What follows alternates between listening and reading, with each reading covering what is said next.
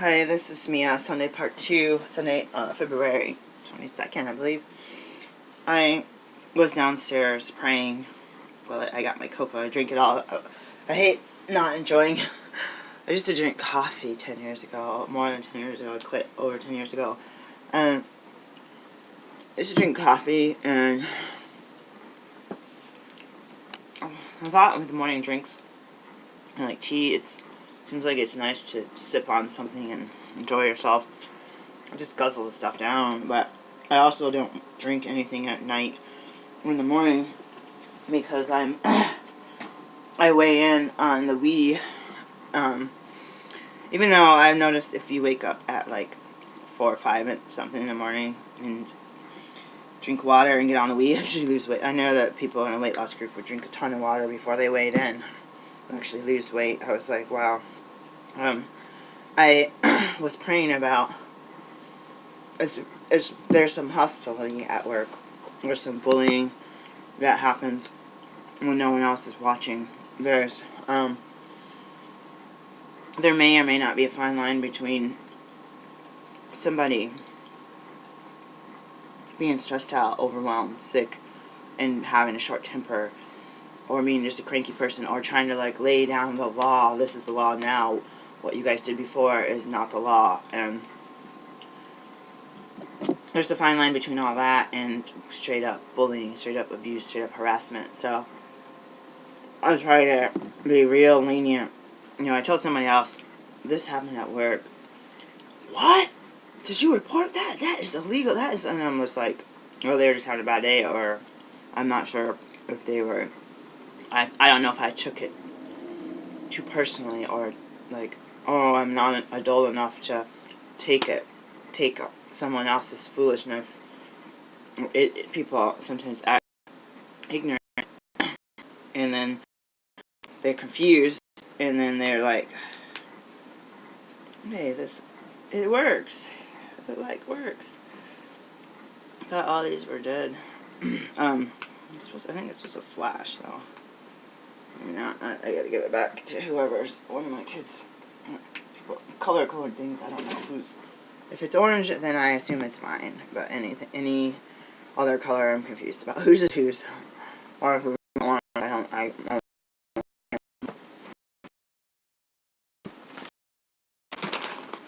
There's been, when I first got trained, we bust our butts, and 3 of those people that we bust butts with are no longer there. And it was like, you see a patient, you check them in as fast as you can, as fast as you can. They leave, they get drawn, they're out the door, everything was boom, boom, boom, done. In the process of that, answering 2 different phone lines, answering questions of people walking in, doctors going to the window, walk-in patients, please sign in, and then getting all that boom in the computer, and receiving faxes, faxing stuff out, like this extreme multitasking. And my workspace will be in a flutter, and then when it slows down, because I don't want to come in and be like, oh, your workspace is a mess, because other people leave there as a mess, and I don't want to be blamed for it. So I clean up my space and everyone else, tidy up, put things in little folders if they need to be worked on.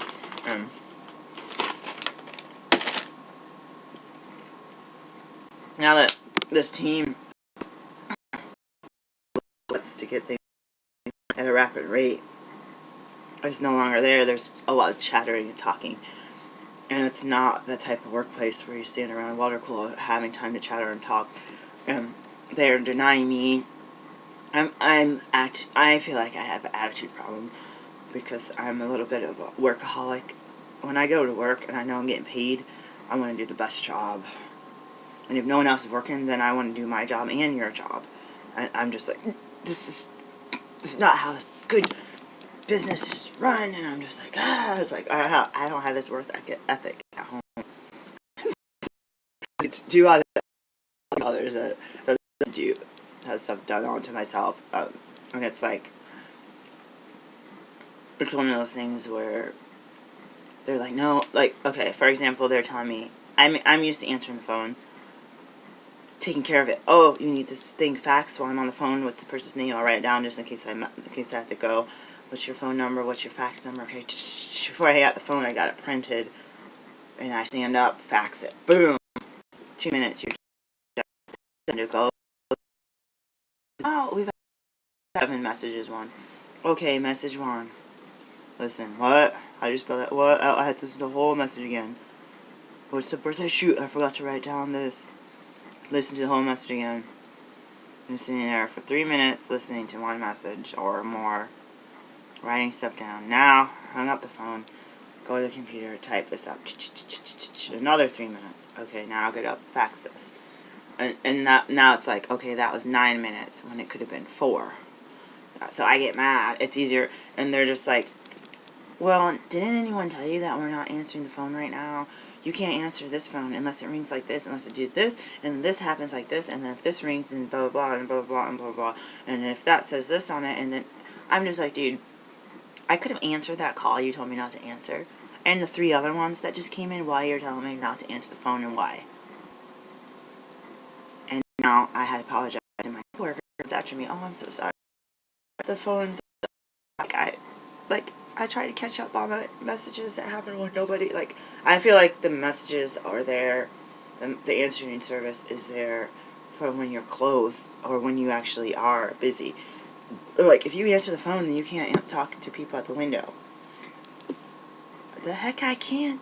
It's like, that's what hand gestures are for. If they're signing in, you just say, and then you say, can you please hold? I'll be right with you. Okay. Alright, I'm with a customer right now. Can I please take your name and number, and I'll call you right back. Like, I don't see why that's a problem. Our student handbook, our employee handbook says that we're supposed to answer our calls, but the phone ring or something like this if we're in office. It's not an office, this is a workspace. So it's like, if they change something, can you put it in writing so that I can, like, know what, so that I can, I don't know. And then, like, the next day, you don't answer the phone, and they're like, dude, you didn't answer the phone. Oh my God. This is why we answer the phone. And I'm just like, yesterday, you me for telling me not to answer the phone. It's just like, and then the next day, it says that, okay, we'll change the phone number. Okay, we're going to do this. Okay, we do this.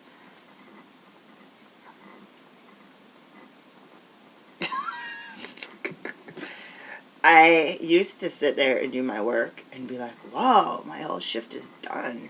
Wow. Amazing. And then I would pass on my work just to the next worker. Everything's done.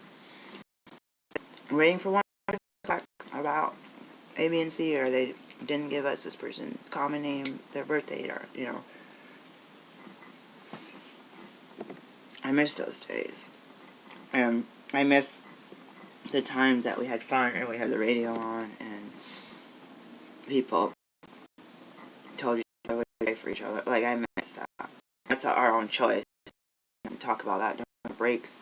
But I missed that, and there's things that I forced myself to like from the old team, and I forced myself to like it, and there's things that were still a little bit, it's making it hard for me to do my job. And so I'm just going to keep my head up, knowing that I ask God to help me with finances, and if this thing is me, I need to keep that in mind, that this is not just disposable. This is like how I am sustaining my housing, and it's scary to think about. Like, it's scary to think about trying to leave that and go do my medical practice, or leave that and try to find another job, or know that the hours are manageable with my life outside of that job. So that's where I am right now. I'm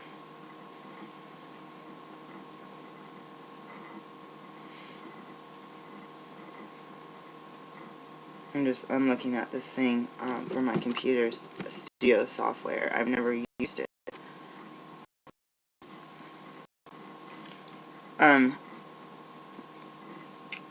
okay, so I've been having nightmares for 4 weeks about this job. And before, I was having a good time at this job. A fun time, except for when I was having my chair rammed into a desk thingy. That wasn't fun. So, I'm, anyways, the first time I went video a few minutes ago, I was trying to open up the blinds and stuff, and people say, you know, when you're trying to declutter your house or clean or even, you know, whatever you're doing, studying, taking care of your kids, doing your nails, whatever it is, people are just like, okay, if you procrastinate, that's one thing, that's a problem. Some people are like, if you're going to come home from work and watch TV 4 hours a day, you could have been working another part-time job, or you could be getting the books out and start making plans, or trying to find a way to do a rental property or something. And that's where I am right now. Is I turn the TV on because it's so noisy outside, and because my car keeps continuously getting hit by balls, and it freaks me out, and I'm scared I'm gonna go out there and have a busted window one morning, you know, and I just get like, where I can't function, and it's like, if I'm sitting there studying or trying to make business phone calls, sometimes it's so loud with the children in my neighborhood outside. It's really stressful to make business calls. My own kids are silent. Occasionally they'll come down and be like, blah, blah, blah, blah, blah, and they'll be like, back out of the room, you know? It's just so hard when you have and cut crying, doing things at your house, and you're on the phone, and you're trying to like crouch into a corner, and you've got like a fan on high speed in the background, and you're like, it's digital, everything's digitalized. It's the olden days when you had an analog phone, it was just like, you know, an analog wire. It's like all the background noises didn't. So now you had so many background noises, it cuts out the phone. Only one person could talk at a time, or it like feedback and all this stuff. So it's like kind of crouch in a corner with a fan on really loud, being like, yes, I am a professional. I'm trying to set up an account with you, and it just. I mean, it sounds like I'm sitting in the. I mean, I'm sitting in the place where there's 100 kids outside screaming, literally 100 kids. Usually, there's only like 20, 30 of them out there at a time, but it's like so noisy, and no back from them. Way exit there, so I just the truck's like, what?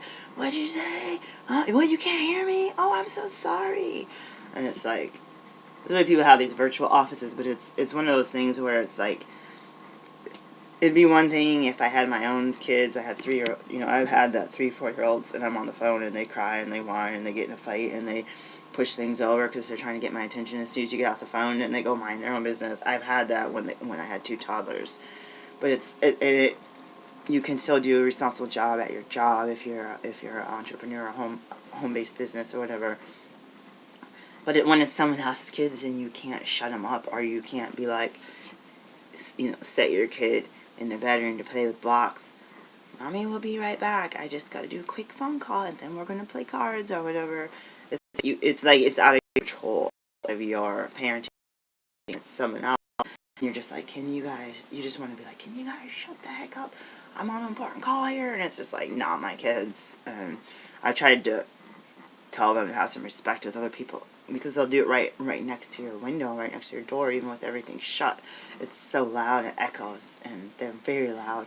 And it's just like, I've told them about boundaries and staying away from my stuff and staying off my car, and it's just like they gang up on me and threaten me and harass me. And people are like, you're weak because don't put up with the harassment and threatening. But when you're surrounded by 10 teenage boys with baseball bats, when you get out of your car, and you're the only other person outside beside them, you know, even if I were to get my phone and call 911, they're going to smash the phone. You know, it's very intimidating when you're up against people bigger than you. you know, even if they're 12-year-olds. It's very intimidating. I was trained in martial arts. They let us, when I first joined, and when I was like 16, yeah, or 15, they lined up 7-year-olds after you, and you had to learn how to line them up, and you know, you learn how to, I mean, with the 7-year-olds, you can just put your hand out, and they can't get close enough to you to kick you. You know, like, so you figure that out, and you can, and you can just kick this one that can't get to you. But not, I wasn't trained in combat training 10 people coming after you with baseball bats, and they literally, when I speak my mind, they'll literally come up here. They'll throw all their balls at my car. They'll throw rocks at stuff. You know, got dents and stuff in the car, and in my house, my complete porch covered with rocks because they're throwing them at my windows. And then I'll stand outside of my car when I get home from work or school, and they'll just come swarm around my car with baseball bats, and I'll need to get out of the car and into either check the mail or go around the other side to get my bag. And it's just like, it's me against them. And it got to the point where when it happens regularly, I call my daughter to come sit outside and be a witness and be another set of defense. And it sucks to be like, hey kid, I'm on my way home, stand outside and watch guard to help me, keep me from being beaten down and pushed into the creek, you know. And it sucks. You know, I've gone out there, they throw all the stuff at me. They're swinging the bats towards my headlights. I reported this many times. The manager yelled at me and told me to stop reporting it. And I said, I was trying to take this because it's disrupting the lease on her first. Instead, I'm going to call the police and be that crazy lady that calls the police and have these little religious people, oh, my sweet little kid didn't do anything. Oh, we're religious people. We're just trying to make a good life in America. Like, I know the game. And it's like, oh, you're a black female American. You know, they're gonna look at me versus them, and that's the stereotype towards me is not like, oh, you're the only one here that's a single parent. What's your problem? You're blah blah blah blah. Like they judge me, and I've been to events where I was with my neighbors versus me, and I was treated like garbage and disrespected, and they were treated like kings and queens, and oh, we're so happy you're here. Oh, your kids are so beautiful, and da da da. And then my little kids are so well behaved, and their little freckle faces, they stick their nose at us, spit in our face. People do too. When they have to get their mail, they spit right at you. It's nasty. It's disgusting. They spit right at you while you're walking next to them. It's just like unsafe. It's just gross. I know there's religious people take their shoes off before they come in. I didn't always do that, and now with all the spit and people spitting at me, it's like changed my clothes, and it makes it sound like one of my relatives will be like, two of my relatives like, don't put up with this guy. I can't, like, you know what? I'm not mad at them. It's all your fault. That's what like. If someone's abusing you, you don't do anything to stop it. It's your fault. But it's like, they're the ones that are doing it, you know. And then I've called the police in situations like that, and we're not going to do anything about it because you're going to come out and your car is going to be destroyed, you know. They're going to destroy it while you're sleeping in your house. All clustered windows in your house, and you're not, you're going to have it. That's what the police said. That they're not going to even.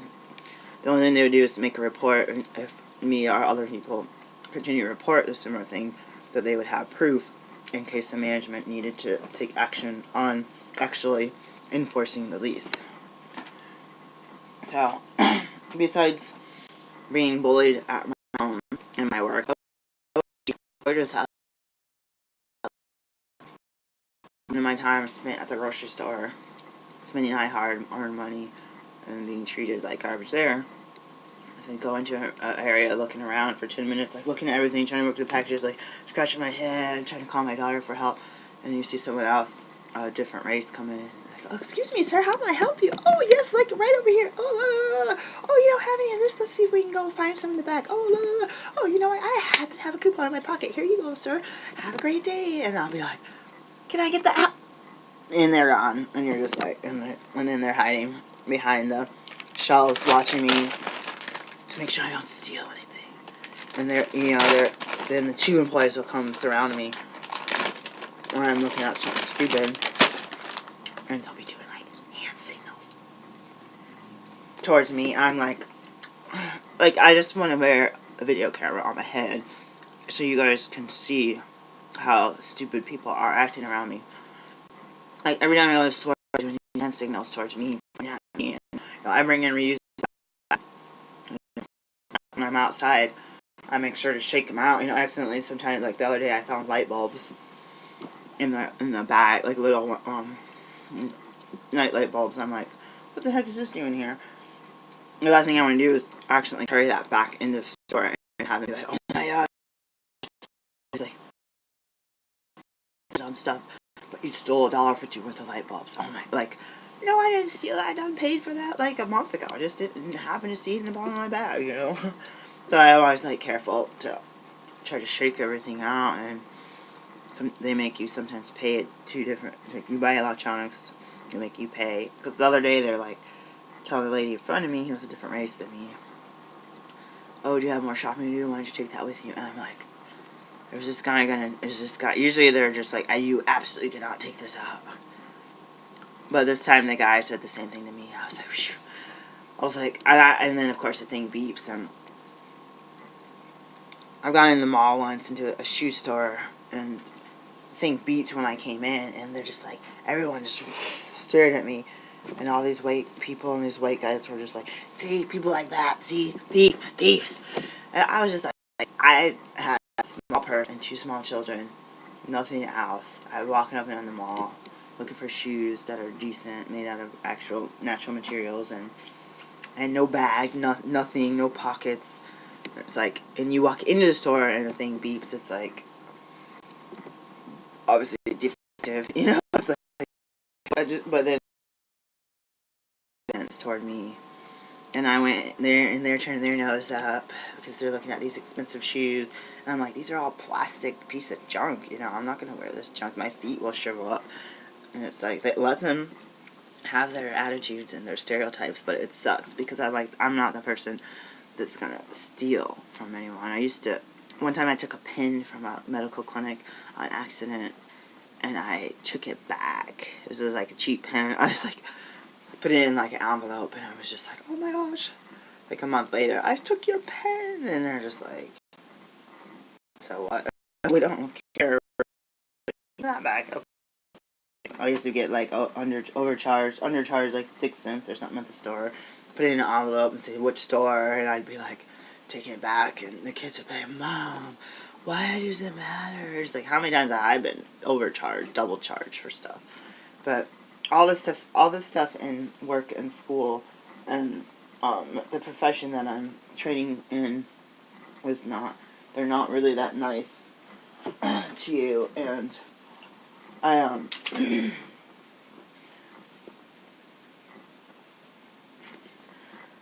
I planned my 5 years, sorry. I think it was in the first year we took our first class in medical school, and we only took 4. My plan was to do everything on the list and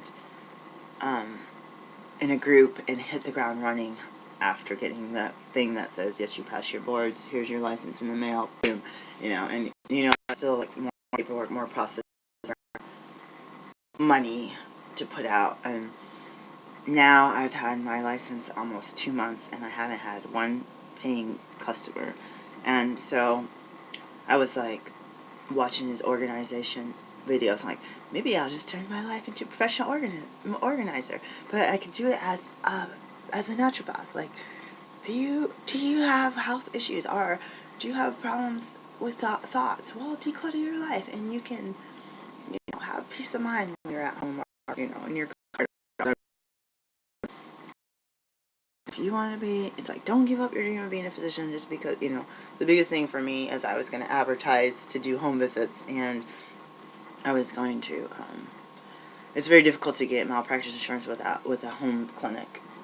no, I don't have a home clinic, but a mobile clinic, and I don't have a physical address. And my priority became get that physical address, so that I can say, yes, this is a client that's all my records and stuff are residing in this clinic.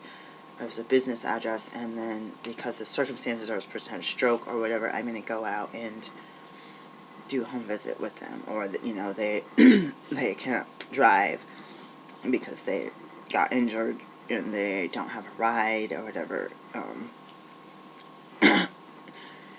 There's nothing against the law of doing home visits. There's nothing against the law about doing the telephone conference, Skyping type stuff. I mean, it's better to use a more secure way of. I mean, I could be on a cordless phone or a cell phone, and my stuff could be monitored. You know, how many times we still use landline? How many times do you hear you're on the phone and you hear all this talking, and you're like, oh, one of my neighbors must be on the phone with you. You're just like, oh, like, and I do that. Medical business, you can use a plugged-in phone, but it's even in plugged-in phone. When I was a little kid, the wires seemed to. Used to say the wires would cross. I always said that in my mind. The wires would cross, and you could hear a whole conversation, and you're just like, that was weird. Just like, maybe I should call you back. It always happened when I was a kid on the landline. Overhearing other people's conversations, and like, if I can hear them, can they hear me? But yeah, in medicine it would be more important not to, because it's confidential information. But so it's not against the law. And often I see mobile clinics around town. I have a former coworker that's doing mobile phlebotomy, and there's mobile vet stuff. There's mobile car repair stuff. There's a lot of different things, and I want to because I'm a naturopath. There's different things that aren't really tapped into. Like there's say, oh, you're this now, and someone else your own clinic or established facility, some kind of facility, and you're going to get insurance doing these procedures that are okay versus these experimental procedures, or you're going to be using lasers or this, that. Like, they have different categories, and it's just like, I'm thinking outside the box type person, so it's like, what, you want to do this, and you want to do this? We don't have a policy set up for this, and we're not going to let you do this without a business address, and we're not going to let you use your home address, and da-da-da, and it's just like, what if I actually, that was a, and I even had like a, the bed set up in there, and the people could just come in. I mean, people have mobile units, people have tents, people have mobile dentists. There's a mobile dentist unit, and actually, now I think about it, one of my preceptor docs told me to go, someone was selling their mobile unit, and they told me to go look at it, and I don't know who that is or where that was, but,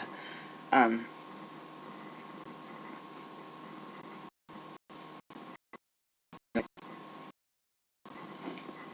difficult because I wanted to establish a clinic location. My goal was to at some point in time own a house where I can have on-site clinics set up in the house with the office, separate from my personal life and my kids' personal lives, and then have a clinic, a small place that's just perfect, but small, big enough that there's privacy if there's people in the waiting room versus my office, and then be able to do some mobile work if that's God's will. I would like to offer that service. I know massage therapists and acupuncturists. Insurance actually will pay for those visits, which I don't think they'll pay. But people say, oh, I don't think they'll pay, or you'll see, I saw a website 2012. No, they won't pay. You have to pay cash. But it's like, I mean, if I could have a doctor or a massage therapist come to me right now and set up a table in my downstairs, I would call them. Like, I would pay.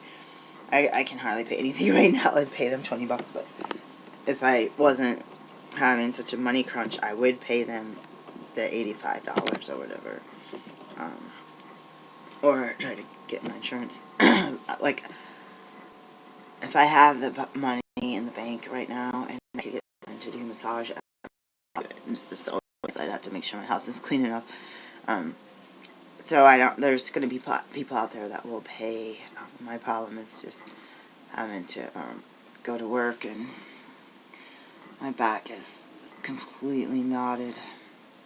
So for our accountability team, I have this dream of being face to face with my patients in an office somewhere, and actually getting payment, receiving payment, doing it for free. I aim to provide trucks. I am 38 years old. I look old right now because I've been eating salty, junky food. But in public, people act like I have my kids when I was 10. They're like, well, you have kids that old. Like, what were you doing when you were a kid? Like, it's like, no, I had them when I was 22, 23, 24 years old. And I just, people from my old hometown are like, wow, you haven't aged. You do raw juicing. Yeah, like, they want to know my recipes because they're like, I need to get on that. It's like, well, I've been doing that for 15 years. And I don't even juice as much as I would like to, but I feel like just having the nutrients, even if I don't juice them, just those vegetables and those fruits, I feel like it's gonna hopefully help me to be able to ward off diseases. And there's no guarantee. Some of the healthiest people, I have a relative that only thinks that if you're skinny, you're healthy, and a lot of the very skinny people I knew died very fast of cancer and metastasis. And I know a lot of people that eat crazy, weird foods. Like right now, if I want to eat double cheeseburger with the bun, and some kind of blue cheese sauce, oh, that sounds so good. And a little side salad, like, I would love to eat that right now. Like, if God would be like, go ahead, eat that right now, celebrate. So I'd just be like, thank you, God. But it's like, I would definitely be up 3 pounds again tomorrow if they do that. And then that'd be the only thing. Would be that sounds so good. I could make that without the bun and not without real potatoes. Because I need to get back on my raw foods, but I'm not letting myself afford it right now. So the procrastination part I was talking about earlier with people organizing and everything, one of the things that I've noticed is with the temperature downstairs, it's very difficult to clean. Or it's just like I want to just curl up, wrap up, wear my coat, and just sit in one spot that warms, on the couch or in a sleeping bag on the floor. I feel like in my own. And I just want to, like, I'm hibernating, it's just freezing in here. And it's like, when you get that urge to do spring cleaning, like, naturally, it just feels like, oh, yes, I'm going to put all these clothes away, and I'm going to do this, and I'm going to sweep the floor, blah, blah. And then it's like, it's almost like that weather. And then when it's getting even hotter in the summer, then it's like, potential for bugs to get in, and then you have the windows and stuff open, and you hear people outside. You see the sun coming in. Like, oh, I want my house beautiful so that I could have, like, someone come over, or so kids knock on the door, I can open it and not be ashamed. And then it's just, be dressed even, and be cheerful, and have the shoes all lined by the door so that you're oh, that's scary. So it's like you can go out and check the mail, take the garbage out, take the recycling out, put the bottles in the car to take back, run to the, if you're dressed. So some people say just get dressed, the shoes, and it's like, it doesn't make it easier. You're like, oh, I have this huge thing of recycling that keeps falling all over the place. Like, I'm dressed, my hair's done, I'm just going to go out and put it in there. Or I need to run to the store to get butter or whatever. It's like, oh, I don't feel like going, but I don't have to go start back from, okay, let's get in the shower, got some clothes, get dressed, do my hair, put my stocking shoes on, And so I see these habits of being organized. And my only other, I have many excuses. Straight up excuse, I gotta go to work. If I don't go to work, then I'm not gonna be able to have a house to clean. B, I gotta go to school. And if I study for school, I'm just wasting tens of hundreds of dollars because you pay before you take it and potentially get kicked out of your program.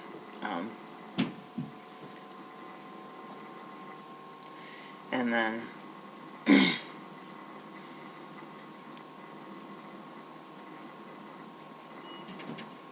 mandatory making myself rest.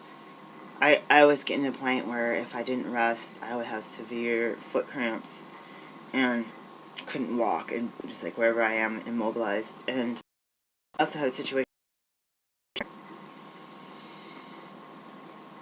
I try to do like, oh, this kitchen's a mess. Why are there dishes everywhere? And the garbage hasn't been taken out. Recycling hasn't been taken out. There's like food products on the counter. I could jar them, put them in jars, and organize it. And I get to like, oh, I was so tired. I just had like all these exams and midterms and no break, and I had clinic over the break. And then I'd find myself dropping all the food on the floor. I'd find myself dropping containers of salad dressing and breaking bottles and breaking lids and burning myself and dropping dishes in the sink that are fragile. And I was like, alright, when I get like this, it means to sit down and watch TV. Like, it's just dangerous. You know, that's when I'm stubbing my toe. That's when something's falling from here. That's when, you know, that's when the food is left out. Like, oh, some big frozen thing that you got on sale got left out all night, and now it's got to, you know, a whole chicken gets left out. You know, it's just like, you know, it's like a signal that my body is so exhausted. The sad thing is like, I think more organized and so rush all the time, be easier that you left something out, or you'd be less prone to dropping things because it'd be more counter space to actually put stuff and not balance it, and you know, less likely, the more clutter-free it is, less like you are to burn yourself. Excuse me. So, but then it's that whole thing with danger, hurting myself, dropping knives. Drop knives when me and my daughter are barefoot, and there's just like timeout, you know, then the foot cramp thing is just like, you know it in the back going out. The back out, it's a car accident, makes it worse. Cares. Nobody's trying to help me just figure out if insurance will pay for the bed. And I'm scared to ask insurance because I might say, oh, it's your bed that's causing you this problem, not the car accident. But before the accident, I get my back, it would totally go sleep. But it wasn't 24/7. After the car accident, it's 24/7. So I know there's a difference. I'm going to ask God to help me. My relative told me they were going to buy us all beds, but then they changed their mind, saying we're spending too much money and that I can't buy something more than $99 a bed. But even the $99 bed, they're not going to pay for it either anymore. So I think the biggest thing there's the physical, mental, emotional, spiritual. I think trying to balance all that could make it very, my own personal opinion is, because we are not necessarily, you know, I have friends and stuff that knew I was in an accident, knew I was sick, knew my guinea pig just died. Oh, let me call you in 5 minutes. I gotta do something right now. Let me come over. You need help. And do they come? No. Do they talk to you? No. Do they do anything at all to, do they call you back? No. And I've been a victim of not calling people back and then calling them in the middle of the night and making them up. And I'm like, it's because I promised to call. Like, I don't want to be one of those hypocrites, so I'm going to call you and never do. And I had to learn for myself to like I said, don't promise God anything. You can't promise anyone anything unless you're absolutely sure you can do something about it. So I still need to do Lily Club's file folders. I'm going to do, I made a video yesterday saying, you guys would be like, you're doing something every adult should do. Paying the bills, doing dishes, cleaning the toilets, like, take a shower, get dressed, give your kids shoes, all this has been a struggle for me, for different reasons. Normal things are struggles, so it's like, I will like, oh my gosh, I cleaned out the entire thing of dishes, and I put away a whole bag, like, stuff done. And the last thing is time. When I'm home, it's just like, okay, this has to be clean, this has to be put away, this has to be done, this has to be done, this has to be done. Okay, I can still rest, I can get some sunshine, okay, I can read a book, do this, make a phone call. It's like I can do stuff. And when I'm, or you lock it, there's nothing getting done. I don't hire anyone to come and clean my house. So it's also an excuse, just like, oh, I have to study like mad to pass this test tomorrow. I don't care. It's like I just put blinders on. And so I'm transitioning into trying to make money as a physician and find a clinic space and figure out how to pay, because the family member who said they were going to pay is no longer up for that. I was just shot me out talking to this person. So now I'm in a position where I don't have the funds to open up a part-time clinic on my own, or even with anyone else for that matter. And it's one of the biggest challenges to. It's like wanting to have a store, like a brick and mortar store, but not being able to get in a place and having a relative say, okay, I'm going to lend you 10 grand so you can pay like 5 months rent, utilities, and all insurance, and hire your workers. And I mean, that's kind of a low amount of money, but just saying, bare necessities for 5 months or 3 months so you can get your marketing and all your stuff together and get people in the store buying stuff. Because you don't know until you put the opener, you don't know what kind of is in there.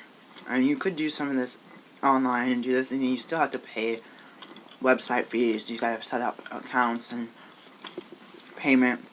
And if someone from out of state, how are you gonna do taxes, and how are you gonna wrap up this stuff, take it to the post office or UPS or wherever and deliver it.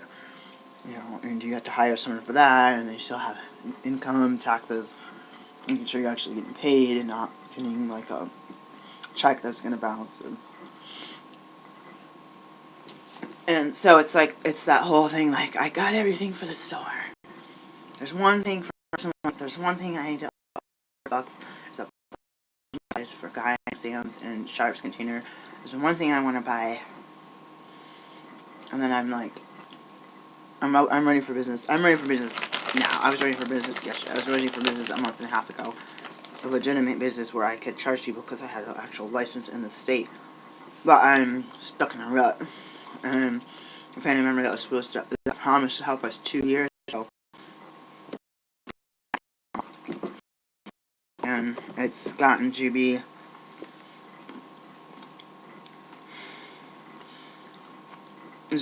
where part of me is like, just figure out something, keep working, chip away at these financial issues.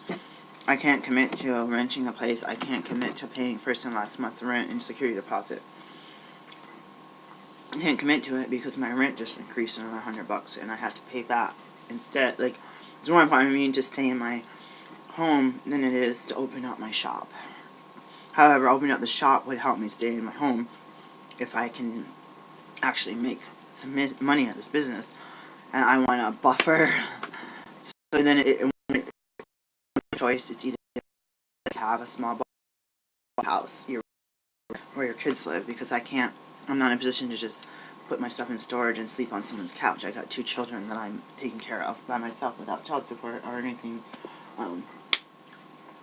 So it's really causing me like this back and forth. There's open houses and stuff today on Sunday. I looked online for businesses and stuff, and I'm like, me and my daughter are like, we should just get up and go. Let's just get the wheels turning and just go. So, for Accountability Club, I told myself yesterday, it's the weekend. Get a piece of paper and write down 5. I didn't do this. Besides the 5 file folders, write down 5 different locations of places, even if they easy, and even if they're 30 minutes away, and just 30 minutes away is closer than the 40 minutes away this other place, and just tell myself, write down 5 places that you can at least pick up the phone, call them, schedule a visit. Occasionally you hear, like, if someone's starting off a business, they might advertise like $1,000 a month. They may start at a smaller percentage and work their way up. And so for accountability team, I'm going to write this down. 5 file folders.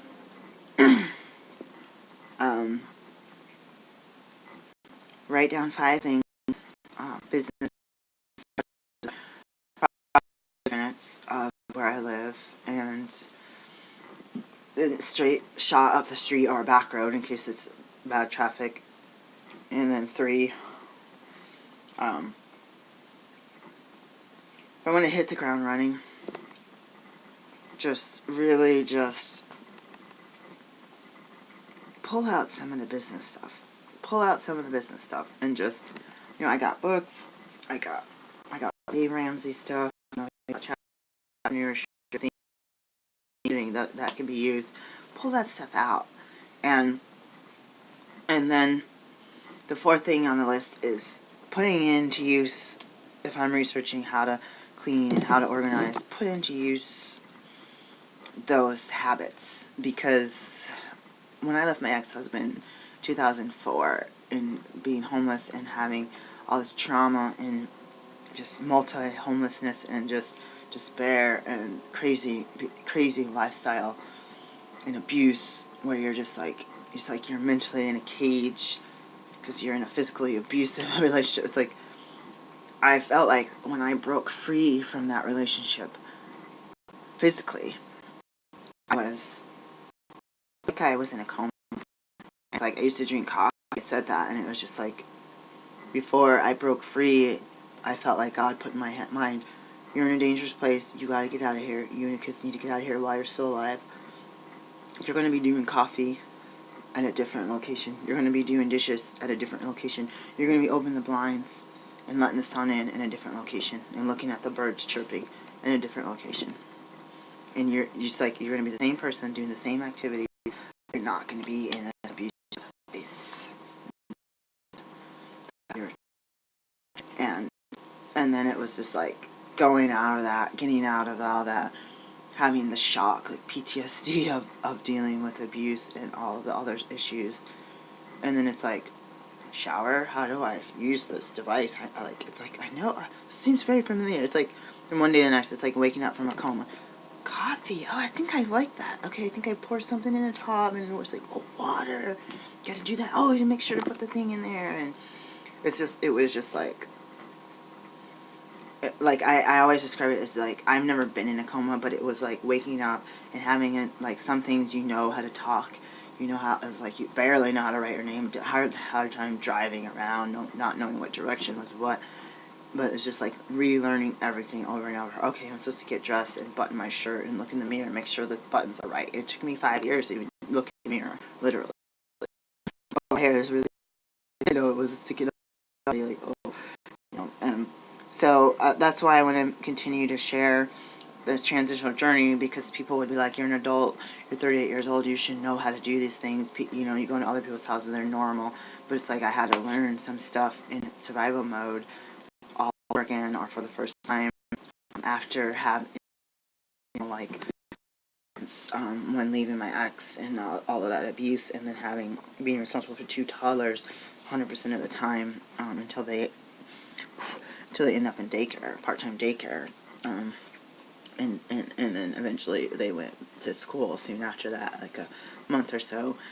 So that's where I am right now, and I'll write these things down, and if anything, I can make some phone calls, and just do what I can from my point of view, from my end, on a Sunday, and then still do my spiritual teaching, spiritual learning, and do some guided meditation.